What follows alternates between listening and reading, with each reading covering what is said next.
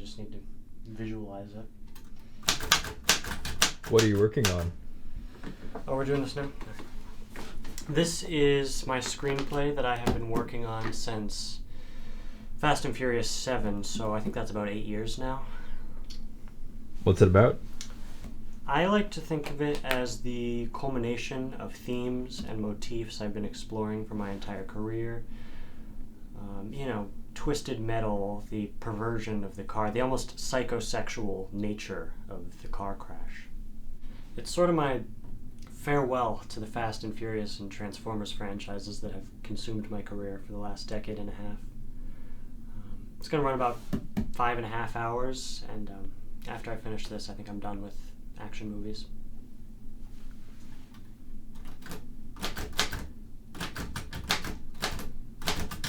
When's it going to be made?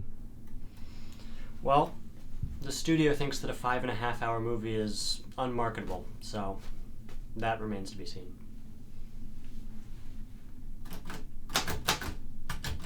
Is Exon going to be directing? Is Exon going to direct it? Of course Exon's going to direct it. Who else would direct it?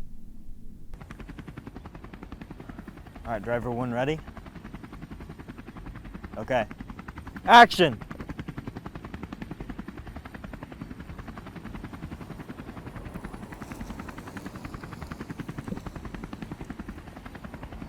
What the fuck is this? I don't see my stunt driver. I thought we had a real stunt driver. It's a fucking Nissan Leaf. All right. If we have footage from the helicopter, I guess we can make this work in post. Hey, Exon, I need to talk to you. Okay, where are we sitting? I have like 2 minutes. Um, What's this guy doing here? no, he's with me, don't worry. Listen, I need you to give me a meeting with the studio. Oh, not this again. Look, they don't listen to me any more than they listen to you. That's not true. They treat you like a god over there. You're like a celebrity. No, they don't. Yeah, listen, I just give it a shot, all right? Just ask them. All right, I'll see what I can do. No guarantees. That's fine. That's great. Okay. I'll take it. Oh yeah, this guy's great. I met him working as a second unit director on Death Race, I think, in 2007. Yeah, and I've worked with him on all my projects since. His films always make money, and he's kind of a visionary. He can be kind of hard to work with, though. Okay. Oh yeah, the studio. They don't want to fund the flying tank scene. They're not gonna fund the flying tank scene. How are we gonna put it in? This is like the core of the film. All the themes lead up to this point. I mean, the subtext is just entirely useless without the flying tank scene. I mean, the studio, they just don't want it. I don't think they understand. I mean, how much did they pay you for the last film that we did? Like $2 million? I think that's enough. We can get the VFX guys to work overtime, and then we bring in Hold some. on. I'm not paying for this out of pocket.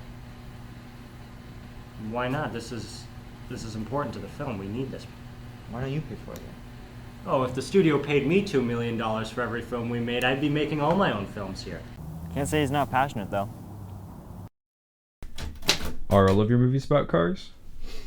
More or less. I mean, I got into extreme sports when they brought me on for XXX3 rewrites.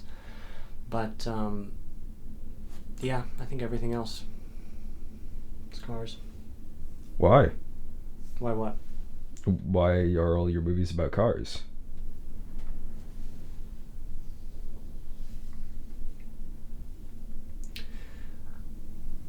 When I was about 8 years old, I was on a road trip with my grandparents. We were on this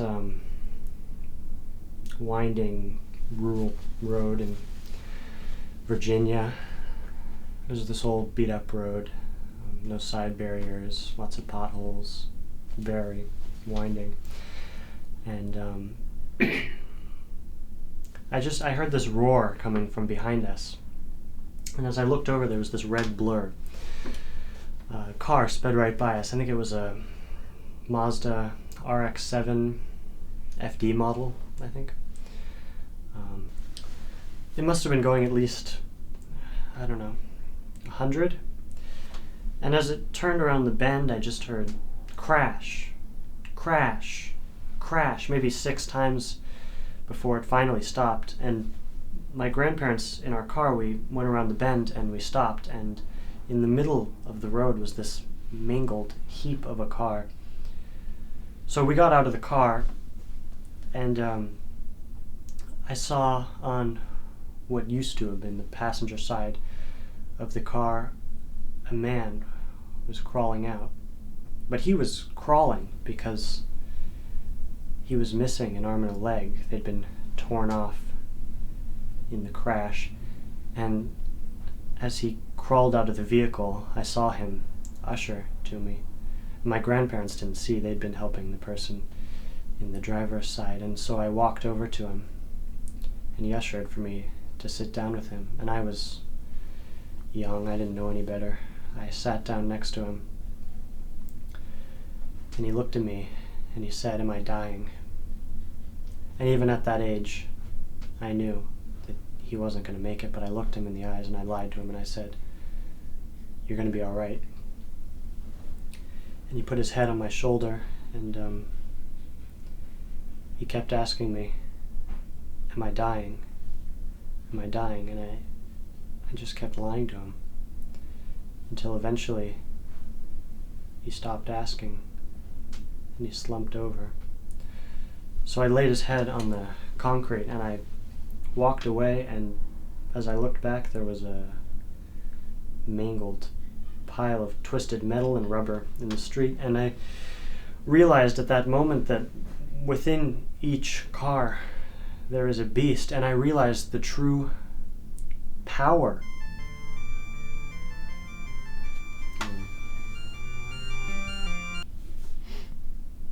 Yep. 5 days? Yeah, that's great. I can do that. Yes, thank you. See, I knew they'd listen to you. Alright. Thank you so much. Alright, I'll talk to you later. Exon got me the pitch at the studio. The meeting, it's in 5 days. I need a finished screenplay by then. But I just need to finish the third act. I think that's like 80 more pages. I think I can do that.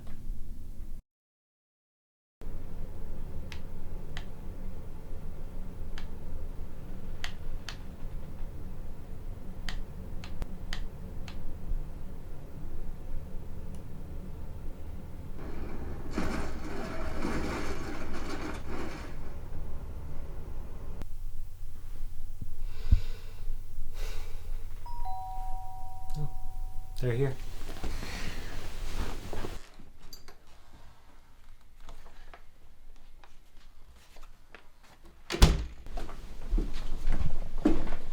So I sent my work in progress screenplay to my storyboard guy. He sent me some of this sort of concept art. Oh wow. Yeah, these are great. So here's a car chase that takes place on an aircraft carrier. I think that looks pretty good there. Here is a articulated bus driving through a Sears as a motorcyclist gives chase. That's pretty good. Here's the same articulated bus after crashing through a clock tower face. Here is a boat that crashes through the Hoover Dam. Oh, this is a good one. Here is the F1 car from the second act, driving away from an atomic blast, narrowly escaping the shockwave. Well, maybe I won't show you all. I don't want to spoil it. You'll have to watch the movie, I suppose. But anyway, if you think this is crazy, just wait till you see what we have planned for the third act.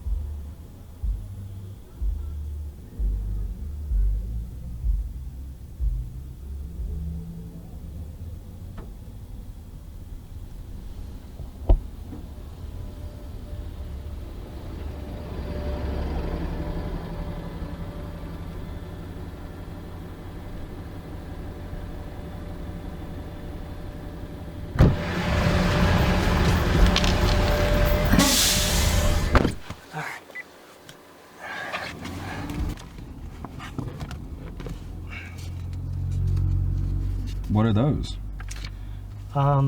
Well, I subscribe to the belief that children have the best imagination. And so I have my teacher friend let his students help me out a little bit. They just write down some ideas for me here. It's a little bit of a taboo practice in the industry, this sort of thing, but it's definitely helpful. Some of these are really creative. I mean, there's a few. Elizabeth's aren't very good. I hate to be critical since they are so young, but she just doesn't have it. Some of them, though, Daniel's. I always love reading Daniel's. If he keeps this up, this sort of work, he definitely has a future in this industry.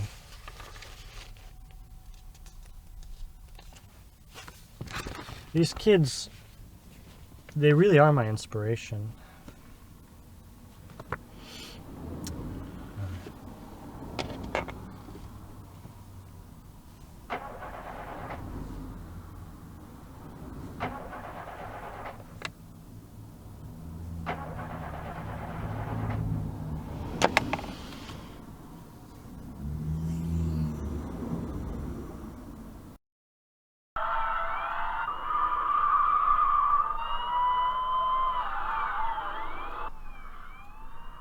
What are you doing? Nothing. I'm not writing. I'm not thinking. I'm not thinking about writing.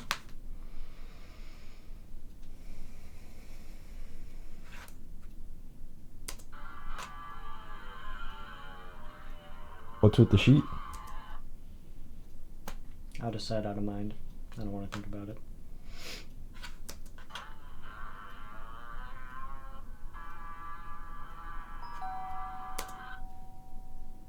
Who's that? It's almost 10. Skidman? Hey Corduroy, I brought you some food. Exon told me you were finishing up your screenplay today, and I figured you could use some help and some food. I know how into it you can get with these kinds of things, but what's up with these cameras? Well, they're doing a documentary on me. This is Hal Hooper. Everyone just calls him Skidman, though. He's like the best and craziest stuntman in the business. Oh, thanks, man. That's really high praise coming from you, and you know that if you need any help with ideas, you can always bounce them off of me. Oh, no, that's all right. Well, actually, I do have some storyboards if you want to take a look. I could sure use the inspiration. So here's storyboards that I got sent. This one is an articulated bus driving through a Sears, and there's bad guys on motorcycles chasing it. I mean, what do you think about that? You know I love this kind of thing, but what if, to add a little bit more spice to the situation, we had a guy on top of the bus with a shotgun, and he was shooting the bad guys? Yeah, that's a good idea. I'd have to talk to my visual effects team to see how that would work. Why would you need to talk to the VFX guys? Well, because we need the visual effects work here. I can do it. Oh, you're talking about doing this practically? What other way would I do it? With you standing on the bus? I mean, that... and you're willing to do that? Of course I'm willing to do it. Sure, yeah, that works. Yeah, as long as you're insured. So here's another scene that I had planned where we had this bomber jet flying over the semi, and it has a tank and a Volkswagen on the background. It sort of leads into a tank chase scene. Okay, but what if instead of this plane here dropping a bomb onto this semi, it's actually a guy on a rope, right? So we've got this guy on a rope, and he's going to swing onto the tank so that he can drive it around. And you're still talking about doing this practically? Yes. Like with a real person on a real jet? Me. Yeah, that sounds great. So this shot is in space. Here's the moon, and it's this missile that's flying towards this Russian satellite to defuse it. And I just feel like there's something missing here. It needs to be more thrilling. What if the only way to disable the satellite was to have a guy turn it off from the inside? And you're talking about having a person fly out into from space. This rocket to this satellite on a trajectory like this. So he's jumping. He's jumping. I am jumping from this rocket to this satellite in space And this to is turn it off. This is a practical effect. This is a Drew. practical effect I mean, done this in is, space. This is going to be. There's budgetary constraints, and I'd have to talk to NASA and I can pull some strings. I'm aerospace telling you, scientists. I can pull some. All right. Well, I'll see you around, Corduroy. It was a real pleasure talking to you today. Yeah, thanks for dropping by. You're welcome here anytime.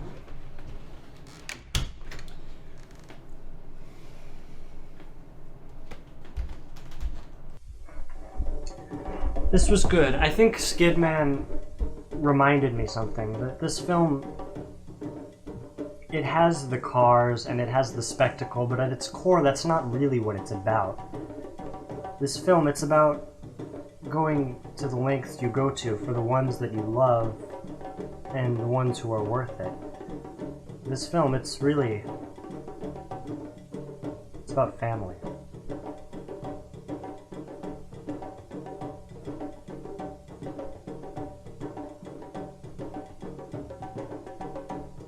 I'm gonna get a good night's rest, and tomorrow I'm gonna finish this screenplay.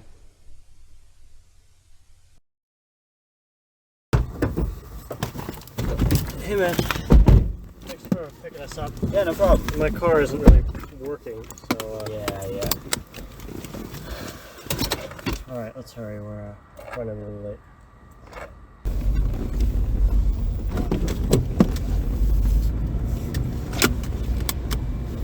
So you finished the screenplay then? Yeah, it was a little closer than I had hoped, but I got it done. I'm hoping it's gonna be good enough. Yeah, well, you always make a money, so you must be in good standing. It's not about the money.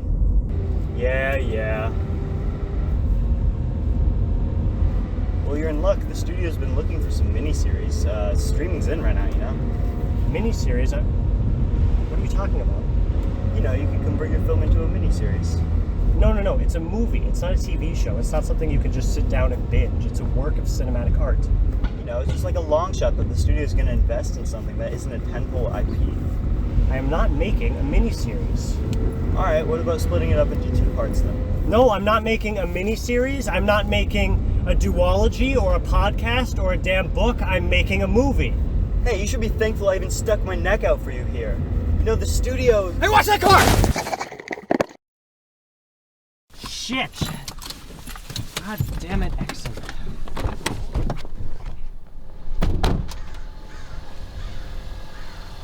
Where do you think you're going? Huh? What the fuck did you do to my car? I wasn't paying attention. No shit. Look, Exon, we gotta go. We're gonna be late. I know. Is this? Look, I want to make this right. How much do you think your car costs? 8,000 or 9,000? Why? You should cover it. I'm really sorry. Did you handle the situation? It's been handled. All good? Alright. Alright, let's go. We can still make it in time. No problem.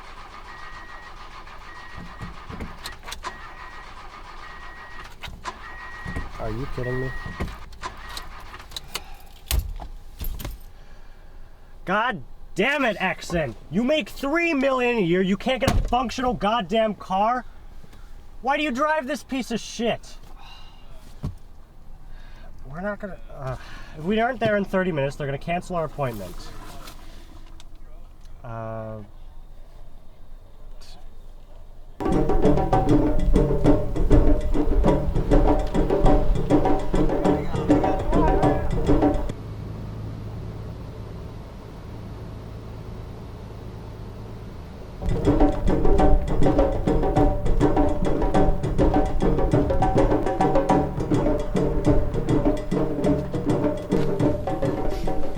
Good luck, Roy.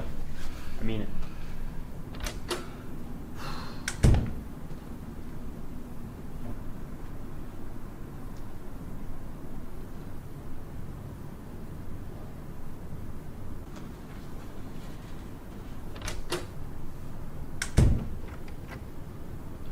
Well, They want to talk to you now.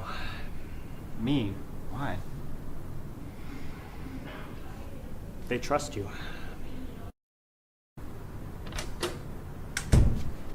How'd it go? They're gonna let us make it. They're... I knew we could do it. They say you have to cut it to 3 hours though, max. No, I told you, I'm not going to do that. They don't understand. I'm not doing that. They won't budge on that. It's all or nothing. I'm not doing that. Look, if that's what you want, I'll walk out of here right now with you. But I want you to understand. They're offering you $250 million right now. Is that really what you want? You know I can't do that.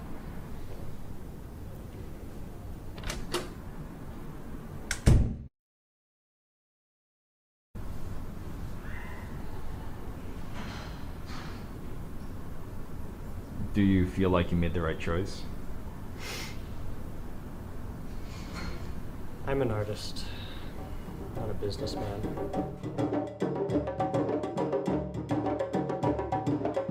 If it were me, I would have taken the deal right there.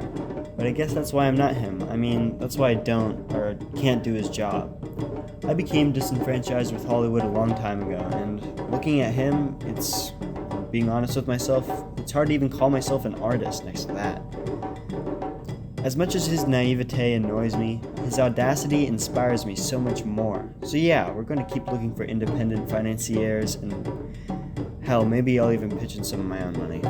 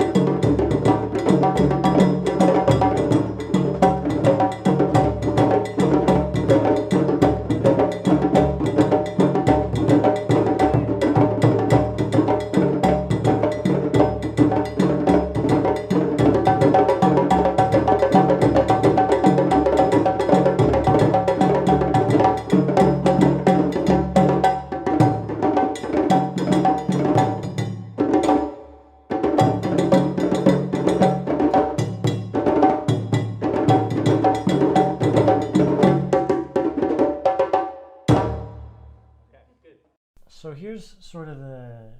Let me start over. What if the only way to deactivate this Russian satellite... Let's try that again. In space. Okay. That... Let's try it again. You... I am in space. You're actually in space. Yes.